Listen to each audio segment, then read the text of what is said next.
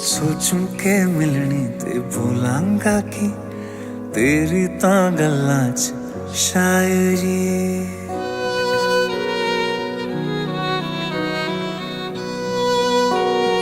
हो। सोचूं के मिलनी ते भूलांगा कि तेरी तां गल्लां च शायरी रखेगी मैनू ते सोचेगी क्या तू मिट्टी दा बंदा मैं तू तां परी। इश्के दी गलियां च खोया है दिल दे आस लगाए कि जाए